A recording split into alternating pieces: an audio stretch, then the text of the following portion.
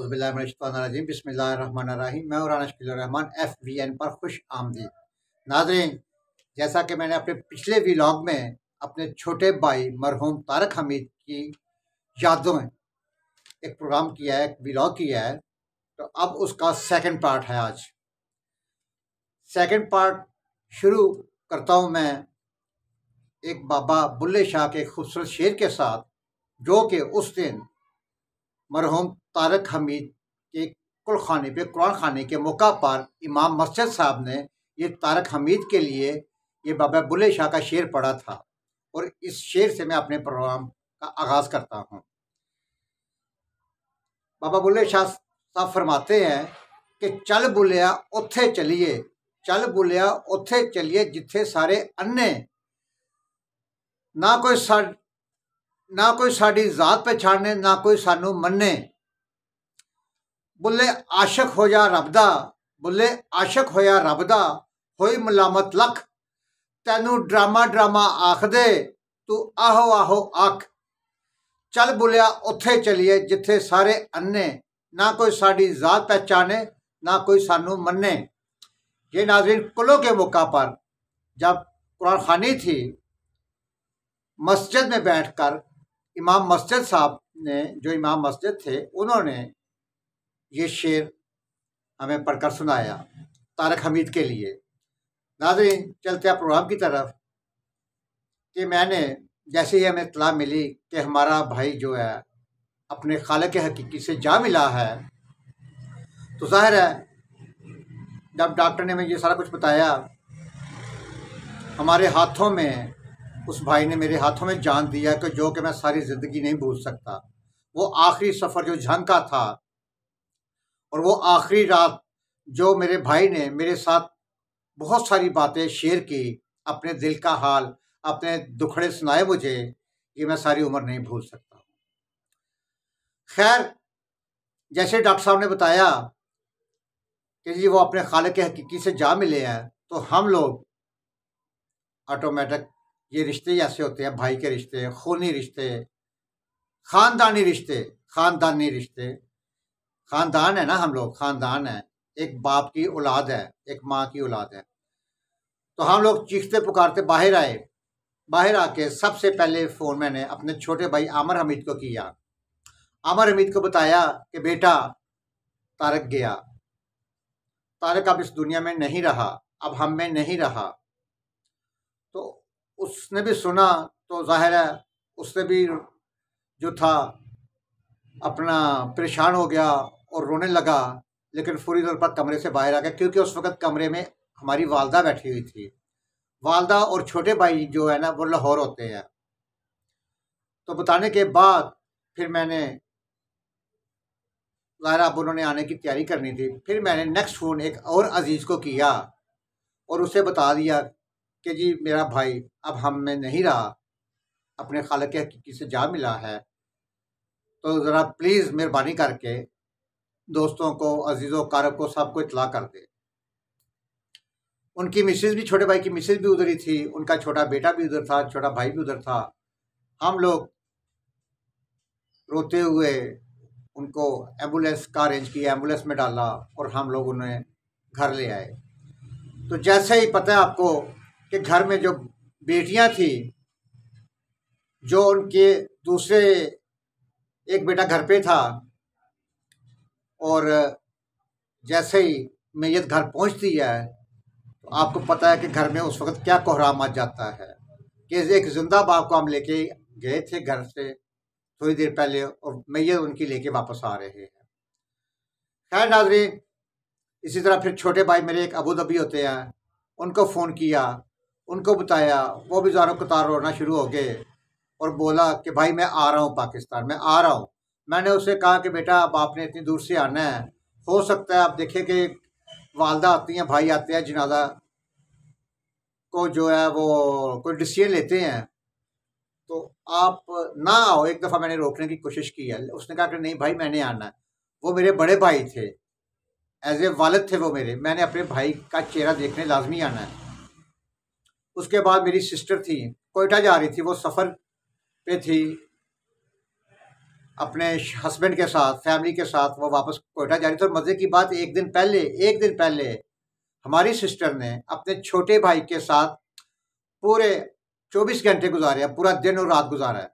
अपने छोटे नहीं, बड़े भाई, हमारी वो सिस्टर तीसरे नंबर की थी, उन्होंने पूरा एक दिन और रात जो है ना अपने भाई के साथ गुजारा था, तारिक के साथ। और वो बताती हैं सफ़र अगले दिन मुझे जब मिली हैं, जब हम लोग टोबा टेक पहुंचे थे, तारिक हमीद की बेटी को लेकर, तारिक भाई की बेटी को लेकर जब हम लोग पहुंचे थे, तो मेरी सिस्टर बता रही थी कि भाई तारिक की आंखों में आंसू नहीं रुक रहे, आंसू जारी है। मैंने सुबह से कई दफ़ा उसकी आंखों से आंसू खुश्क किए हैं, लेकिन उसके आंसू ख़त्म नहीं हो रहे। मैंने कहा बेटा हौसला रखिए, अल्लाह खैर करेगा। खैर सिस्टर भी कोयटा के लिए रवाना हो चुकी थी उस वक़्त। उन्होंने उस रात सुबह कह लें कि मॉर्निंग में 3 बजे वो कोयटा के लिए निकल चुकी थी, और तारिक की जो डेथ होती है वो 2 बजे 3 बजे होती है, तो वो कोयटा के करीब उस वक़्त पहुंच जाते हैं जब मैं फ़ोन करता हूँ उनको। खैर वालदा को उस वक़्त फ़ौरी तौर पर छोटे भाइयों ने नहीं बताया। वालदा को ये बताया गया है कि जी तारिक का ऑपरेट हो रहा है, तो अम्मी जान हमने टोबा जाना है। अम्मी जान खैरियत है? अम्मी जान ने पूछा कि बेटा खैरियत है? वालदा ने पूछा। उन्होंने कहा जी अम्मी खैरियत है, बस हमने ना टोबा जाना है, तारिक भाई का ऑपरेट करना है, इसलिए हम चाहते हैं कि हम उनके पास चलें। खैर वालदा को कहा कि जल्दी जल्दी ज़रा आप नमाज़ पढ़ लें, कपड़े चेंज कर लें। वालदा ने पूरी तरह कपड़े चेंज किए, इतने में आहिस्ता आहिस्ता दूसरे भाई भी आना शुरू हो गए। तो वालदा थोड़ा सा देख के परेशान हुई है कि ये सारे इकट्ठे क्यों हो रहे हैं। वहाँ पे हमारे माशाल्लाह दूसरे भाइयों के घर भी हैं, वो भी आना शुरू हो गए। तो वालदा को थोड़ा सा खटक सा गया। खैर उन्होंने अपनी अपनी गाड़ियाँ लेके निकले हैं, तो वालदा को उन्होंने महसूस हो रहा है कि ये सारे हमारे साथ साथ चल रहे हैं, पीछे पीछे आ रहे हैं, खैर हो सही। तो लेकिन वालदा को फिर वो हौसला दे रहे थे कि नहीं अम्मी जान ऑपरेशन हो रहा है, तो ऑपरेशन के मौका पर जा रहे हैं। लेकिन जब वो टोबा टेक से कह लें कि 1 घंटे के फासले पर थे, तो छोटे भाई को फ़ोन भी आ रहे थे जो उनके साथ था। तो किसी को बताया उन्होंने फ़ोन पर कि ईशा के बाद, जब ईशा के बाद का अम्मी जान ने सुना है कि ईशा के बाद, तो फिर वालदा के आंसू नहीं रुके। वालदा ने कहा मेरा बेटा गया, अब इस दुनिया में नहीं है। फिर 4 बजे वालदा छोटे भाई पहुंचे हैं। उस वक़्त फिर हमने जनाजे का डिसीजन लेना था कि जनाजा कितने बजे करवाया जाए। खुरम का बताया, छोटे भाई जो अबू धाबी से आ रहे थे, कि खुरम जो है वो भी आ रहा है। तो खुरम कह रहा है कि जी मैंने चेहरा देखना है। लेकिन जब हमने दूसरी तरफ दूसरा सोचा कि भाई सारी रात वालदा जो है जब अपने बेटे की मैयत देखी, तो आप खुद ही सोचे कि उस वक़्त वालदा की क्या पोजीशन होगी, जिसका एक जवान बेटा, वालदा के लिए वो जवान बेटा था, 57 एज थी उसकी, 57 साल की एज थी। और माँ के लिए बेटा बेशक 80 साल का क्यों ना हो जाए, वो माँ के लिए बेटा ही रहता है। तो माँ ने जब अपने बेटे की मैयत देखी, तो ज़ाहिर है फिर मैं लफ्ज़ों में नहीं बयान कर सकता, कि वो मेरे पास अल्फाज ही नहीं है कि वो माँ जानती है या माँ का दिल जानता है या खुदा जानता है। आम आदमी नहीं समझ सकता इसको ना, क्योंकि ये वो ही समझ सकता है जिसको वो दुख, मतलब कि जिसके साथ उसका रिश्ता होता है या जिसको वो चोट लगी होती है, वो समझ सकता है। दूसरा सेकंड थर्ड बंदा नहीं समझ सकता इस चीज़ को। हाँ, जब उनके किसी के साथ कोई भी हो, यार मैं किसी एक का नाम नहीं था, कोई भी हो, कोई दोस्त हो, XYZ, जिसके साथ बीतती है पता सिर्फ उसको होता है, वो कोई भी हो। खैर हमने आपस में डिसीजन किया कि यार अगर इस तरह हमने मैयत रखी ना, तो वालदा ने भी सारी रात मैयत के पास बैठे रहना है, उनकी बेटियों ने भी और उनकी मिसेज ने भी बैठे रहना, तो ये सारी रात बैठना इंतहाई तकलीफ देह है। और दूसरा, तारिक भाई की ने जब रात को हम लोग गपशप कर रहे थे, बताया था मैंने अपने पिछले व्लॉग में, रात को भी और सुबह भी, कि भाई मेरा जनाजा जल्दी करवा देना, ये उनकी एक वसीयत भी थी। जब हमने सारा आपस में डिस्कस किया, तो फिर प्रोग्राम बनाया कि रात 9:30 बजे जनाजा करवा दिया जाए। फाइनल हो गया। छोटे भाई खुरम को फ़ोन किया और उसे तमाम ये सूरत हाल बताई कि बेटा ये प्रॉब्लम है वालदा की, और किसी रात बैठी रहेंगी, ऊपर से वसीयत भी है। तो उसने खुरम ने कहा कि ठीक है आप जनाजा करवाएं, मैं पहुंच रहा हूं। नाज़रीन, तकरीबन हमने डिसीजन लेते हुए 5 बज गए थे। 5 बजे हम लोगों ने कब्रिस्तान बंदे को भिजवाया, कब्र की खुदाई शुरू करवा दी, नहलाने वाले को बुलाया कि मैयत को नहलाना, वो भी आ गया। खैर उस वक़्त घर में क्या हो रहा था सबको पता, कोहराम मचा हुआ था। जिनका प्यारा, जिनका बाप, जिसका खामद, जिसका बेटा और जिसके भाई चोट उन्हें लगी है, उनको पता है या खुदा को पता है, दूसरा बंदा नहीं फील कर सकता ये ना। खैर मैंने भी एक दिन मरना है, सबने मरना है। तकरीबन ऐलान करवा दिया गया और हमने तकरीबन 9 बजे वो तारक भाई की मैयत उठाई और जनाजगाह चले गए हैं। जनाजगाह जाके कम अज़ कम कह लें कि कोई 20 मिनट, 15 से 20 मिनट तक, मेरा 20 या 25 मिनट तक इमाम मस्जिद ने वो जनाजा करवाया और 25 मिनट तक उन्होंने तारक की खूबियाँ बयान करते रहे। तारक की जो क्वालिटीज़ थी वो बयान करते रहे कि तारक में ये क्वालिटीज़ थी, और हमारे साथ 3 साल तक अटैच रहा। फिर वो मैं आगे चल के बताता हूँ नाज़रीन आपको कि अगले दिन जब वो कुरान खाने पे या कुल खाने पे, मतलब कुलों पे उन्होंने, वो मैं आपको आगे जाके तशरीह उसकी जो अल्फाज है इमाम मस्जिद साहब के वो बयान करता हूँ कि वो किस तरह हमारे पास आए। 9:30 बजे जनाजा हुआ, उसके बाद तदफीन हुई, और यकीन करें तदफीन के बाद इमाम मस्जिद साहब ने उधर कब्र के साइड पे चौकड़ी मारकर बैठ गए। इमाम मस्जिद चौकड़ी मारी उसने और बैठ गया, और उसने कम अज़ कम मेरा ख्याल है बहुत सारी सूरतें तिलावत की, बहुत सारी सूरतें पढ़ी। और पहली बार एक चीज़ मैंने देखी, पहली बार कि इमाम मस्जिद साहब ने खाना काबा की तरफ रुख करके अजान दी, बकायदा अजान दी। ये मैंने पहली दफ़ा देखा है, माशाल्लाह सुभान अल्लाह। ये गवाही थी इमाम मस्जिद साहब की कि ये नेक रूह थी। दुनिया के लिए पता नहीं वो क्या होगा, किसी के लिए कुछ होगा, किसी के लिए वो क्या होगा, वो बात की बातें हैं या वो दुनियादारी की बातें हैं, लेकिन इस बात की इमाम मस्जिद साहब ने गवाही दी।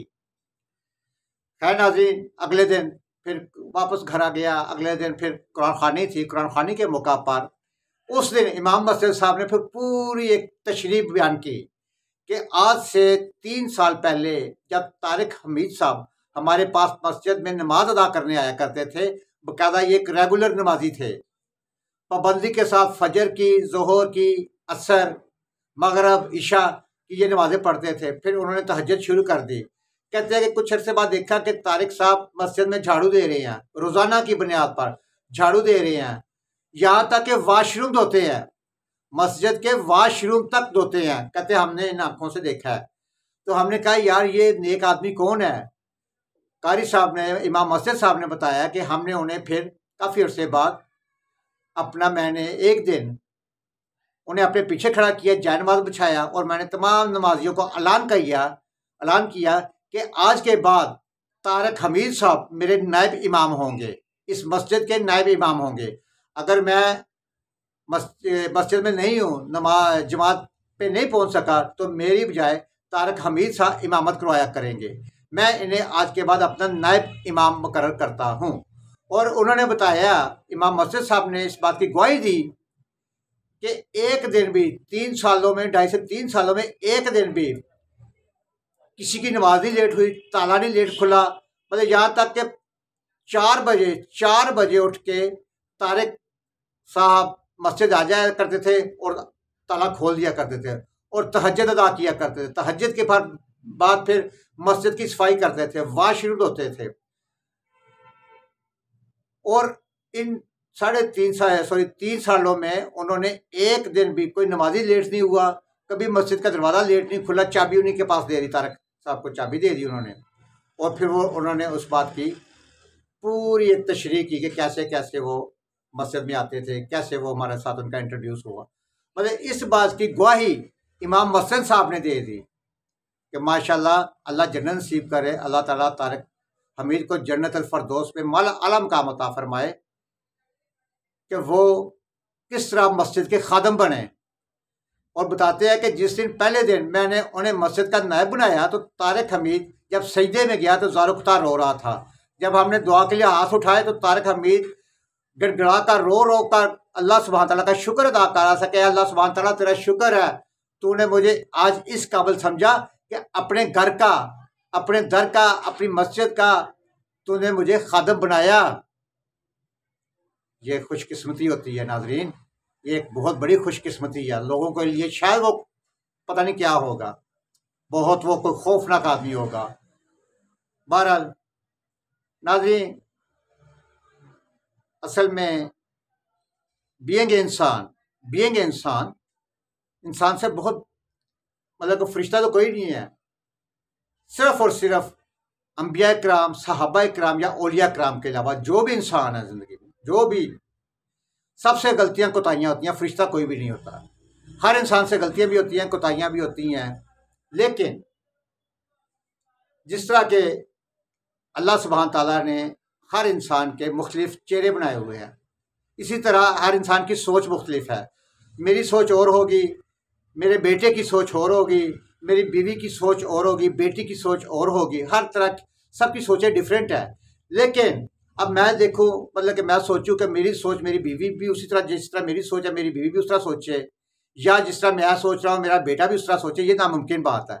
ये रिश्ते जो होते हैं ना, ये रिश्ते मियाँ बीवी का रिश्ता हो, ख्वाह बेटे का रिश्ता हो, ख्वाह भाइयों का रिश्ता हो, बहनों का रिश्ता हो, ये रिश्ते होते हैं प्यार के, इज्जत के, एहतराम के, मोहब्बत के और एहसास के। सबसे बड़ी चीज़ एहसास के। जिन रिश्तों में इज्जत, एहतराम, प्यार, मोहब्बत और एहसास है वो रिश्ते कामयाब होते हैं। जिन रिश्तों में एहसास नहीं है, प्यार, मोहब्बत, इज्जत, एहतराम नहीं है, वो रिश्ते कभी कामयाब नहीं होते। वो ख्वाह मियाँ बीवी का रिश्ता क्यों ना हो। जिस रिश्ते में एहतराम ही नहीं है, प्यार ही नहीं है, एहसास ही नहीं है, वो रिश्ते कभी कभी वो पाया तकमील तक नहीं पहुँचते। वो ख्वाह जितना मर्जी पढ़ा लिखा हो। मैं कहता हूँ, ये मैं कहता हूँ, मैं चैलेंज करता हूँ, मेरे साथ कोई बैठ के इस टॉपिक पे बहस कर ले। मेरी नज़र में हर एक, देखा वही आते थे, हर एक की सोच मुख्तलिफ है। कुछ लोग अपनी तालीम तालीम तालीम, व्हाट इज़ तालीम, और सबसे पहले इज्जत, एहतराम, प्यार, मोहब्बत और एहसास, जिनकी तरबियत इस तरह की हुई होगी, पढ़ाई बाद में है, पहले ये चीज़ें हैं, इज्जत और एहतराम, ये रिश्ते इस तरह से चलते हैं। खैर नाजरीन, हम भाइयों में भी सम टाइम इख्तलाफ हो जाता था। बहुत दफ़ा ऐसे हुआ है कि मेरे और छोटे भाई के दरमियान भी इख्तलाफ हुए और मैंने भाई के साथ मतलब शेयरिंग की कि बेटा क्या मसला है, क्या प्रॉब्लम है, जहाँ पे मुझे बताओ, अगर मैं गलत हूँ तो मुझे बताओ कि भाई आपने यहाँ पे गलत की है, तो मैं आपसे माफ़ी मांग लूँगा, मैं आपसे माजरत कर लूँगा। और बल्कि लास्ट दिनों मुझे याद आ गया माजरत से कि लाहौर जब हम उसे छोटे भाई को तारिक को लेके गए हुए थे, तो एक दिन हम इसी तरह घर बैठे हुए हैं, तो मैंने तारिक से कहा बातों बातों में, मैंने कहा यार तारिक, मैं आपसे माफ़ी मांगता हूँ, अगर ज़िंदगी में मैंने आपका कोई दिल तोड़ा हो, आपकी दिल शिकनी की हो, कभी ऊंची आवाज़ में आपको कुछ कहा हो, तो मेहरबानी माफ़ कर देना। उसने मेरे हाथ पकड़े, उसने कहा भाई मैं आपसे माफ़ी मांगता हूँ। तारिक ने मुझसे माफ़ी मांगी और मैंने तारिक से माफ़ी मांगी, और अल्हम्दुलिल्लाह इस बात का मुझे खुशी है और सुकून है कि तारिक मुझे इस दुनिया से माफ़ करके गया। ये मेरी खुशकिस्मती है कि छोटा भाई मुझे माफ़ करके गया। तो गलतियाँ कोताहियाँ इंसान होती जाती हैं, फरिश्ता कोई नहीं होता। लेकिन अपनी गलतियों को डिफेंड नहीं करने चाहिए। बजाय, यकीन करें, मैं कम सोचता हूँ, समटाइम सोचता हूँ यार हम कौन लोग हैं, किस तरह के लोग हैं, गलतियां करके भी नहीं पछताते, आगे भी लड़ाई ढूंढते हैं, आगे भी मौके ढूंढते हैं कि कौन से नुक्कड़ पे कोई पड़ी हुई या कोई मौका ढूंढने की कोशिश करते हैं। यार हमें अपनी गलतियों पे यकीन करें पेशेमानी होनी चाहिए, अफसोस होना चाहिए, और जिसका मैंने दिल दुखाया मैं उससे जाके माफ़ी मांगू। लेकिन नहीं नहीं नहीं, ना हमने कभी माफ़ी मांगना सीखा है, ना किसी को माफ़ करना सीखा है। ये मुझे नहीं समझ आती हम कौन से मुसलमान हैं। बहरहाल हर एक की अपनी, फिर वही बात आ जाती है ना कि हो सकता है मेरी सोच गलत हो, मैं गलत हूँ, मुझे नहीं पता। ये नाज़रीन आपने फैसला करना कि यहाँ पे मैं, हो सकता है मेरी गलत सोच हो। नाज़रीन एक मेरे सामने एक बड़ा ही खूबसूरत अमजद साहब, आपको पता है कि अमजद एक बहुत बड़े राइटर थे। उनके एक मेरे सामने एक उनका जो कॉलम है वो मुझे, मैं आगे पढ़ रहा था तो मुझे बड़ा अच्छा लगा कि वो एक जगह लिखते हैं कि एक नौजवान था, उसने वो दरवेश से दुआ करने का कहा। एक नौजवान ने दरवेश से दुआ करने का कहा कि जनाब मेरे लिए दुआ कीजिएगा। तो दरवेश ने नौजवान के कंधे पर हाथ रखा और बड़े ही मौज़ाना तरीके से कहा कि मेरे लिए दुआ कीजिए। उन्होंने दुआ देनी शुरू की कि अल्लाह तुम्हें आसानियां बांटने की तौफीक अता फरमाए। ज़रा गौर कीजिएगा नाज़रीन कि अल्लाह तुम्हें आसानियां बांटने की तौफीक अता फरमाए। तो आगे से दुआ लेने वाले नौजवान क्या कहता है? कहता बाबा जी अल्हम्दुलिल्लाह अल्हम्दुलिल्लाह, हम माले पाक से माल को, अपने पैसे को, सरमाए को पाक करने के लिए हर साल वक्त पर ज़कात निकालते हैं। बलाओं को टालने के लिए हस्बे ज़रूरत सदका भी देते हैं। इसके अलावा मुलाजमीन की ज़रूरतों का भी ख्याल रखते हैं। हमारे काम वाली का बच्चा है जिसकी तालीम का खर्चा भी हम उठाते हैं। अल्लाह की मेहरबानी से हम तो काफ़ी आसानियां बांटते हैं, वो नौजवान कह रहा है। तो दरवेश थोड़ा सा मुस्कुराया और बड़े ही धीमे और मीठे लहजे में बोला, मेरे बच्चे, ये तो सब रिज़क की मुख्तलिफ किस्में हैं, और याद रखो रिज़क और अल राज़क सिर्फ और सिर्फ अल्लाह सुब्हान ताला की ज़ात है। तुम या कोई भी इंसान या कोई और मखलूक नहीं है। तुम जो कर रहे हो अगर ये सब करना छोड़ दो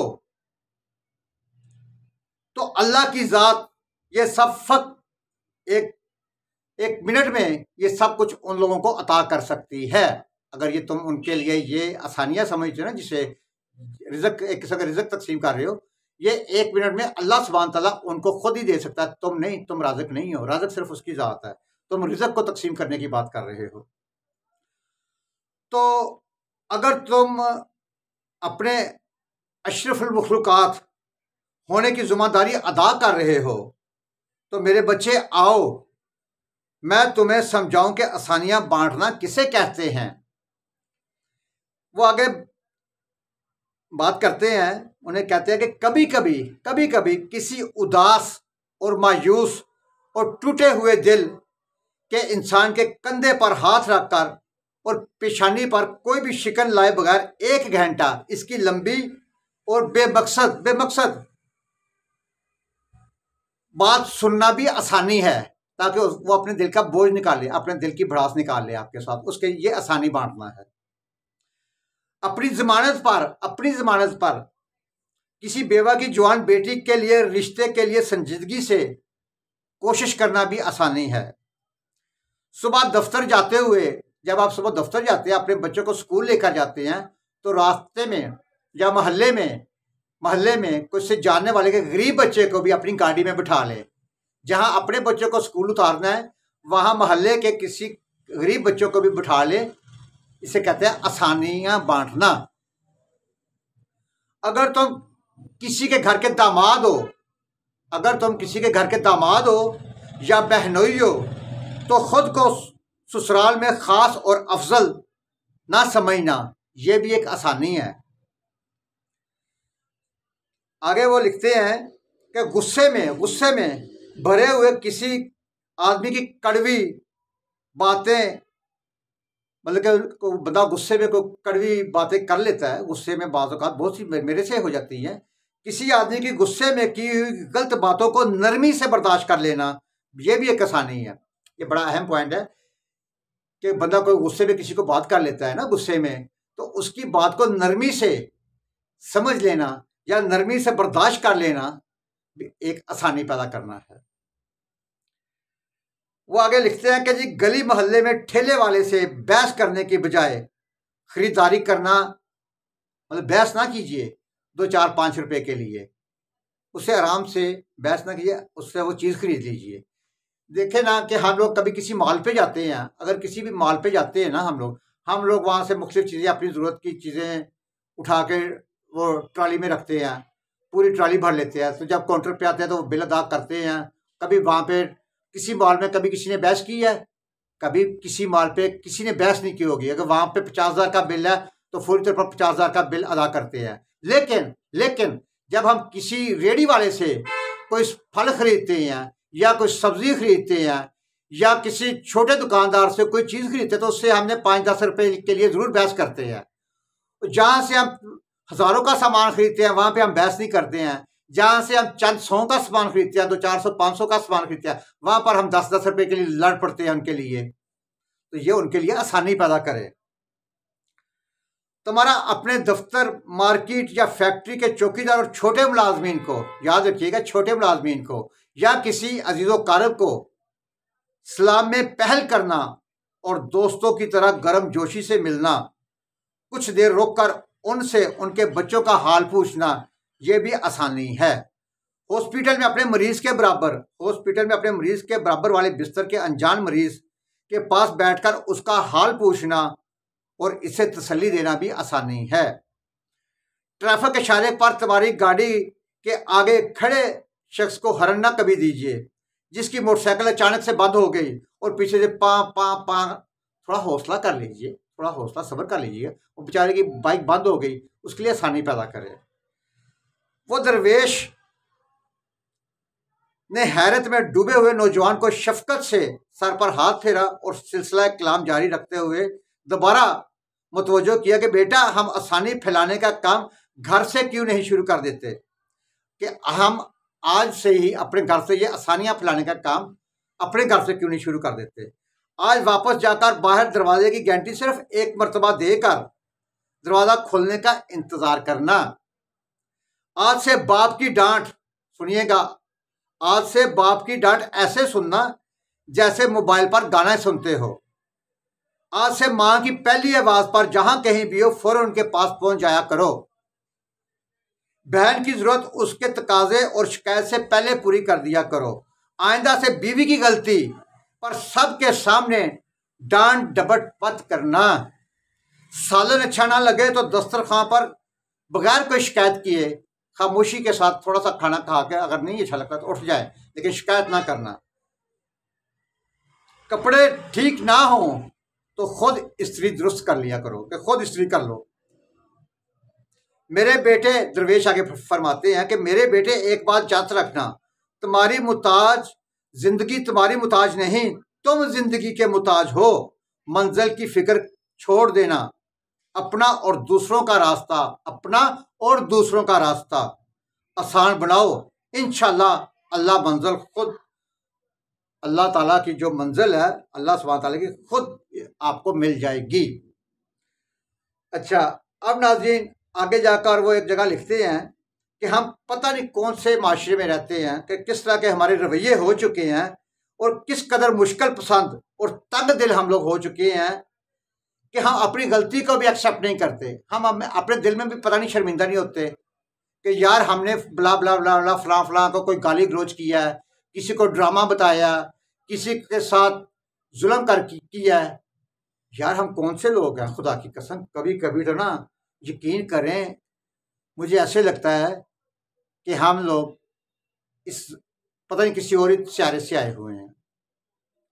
अल्लाह सुब्हान ताला के नेक बंदे तो कभी पूरी तो अच्छा बदला नहीं देते। मैंने कुछ लोगों में देखा है कि यकीन करें कि 1 सेकंड से पहले उनकी कोशिश होती है कि हम बदला ले लें। बात भी कोई नहीं होती लेकिन बदला ले लें। वो यार हौसला रखें, सब्र करें, बर्दाश्त। यकीन करें मेरे साथ भी समटाइम बहुत सारी ज्यादतियाँ होती हैं, ये नहीं कि नहीं होती, लेकिन बाज़ औक़ात हालात को समझते हुए, रिश्तों को समझते हुए बर्दाश्त कर लेते हैं, सब्र कर लेते हैं। लेकिन कुछ लोगों में सब्र है ही नहीं है, बर्दाश्त ही नहीं है। वो चाहते हैं कि हमारी आंख जैसे ही फलके हम लोग फौरी जाके ना भैया बदला ले लें। खुदारा ये बदले की आग से निकले। समझने की कोशिश कीजिए, ये दुनिया से अगर आज तारक हमीद इस दुनिया से चला गया, कल मेरे ने भी जाना है। उस दिन तारक हमीद को लहद पे उतारते हुए मैं सोच रहा था कि आज तारक को लहद में उतारा जा रहा है, कल मुझे इस लहद में उतारा जाएगा, कल XYZ को भी लहद में उतारा जाएगा। खुदारा समझने की कोशिश कीजिए, आसानियां बांटे और अपनी ज़िंदगी को और दूसरों की ज़िंदगी को आसान करें।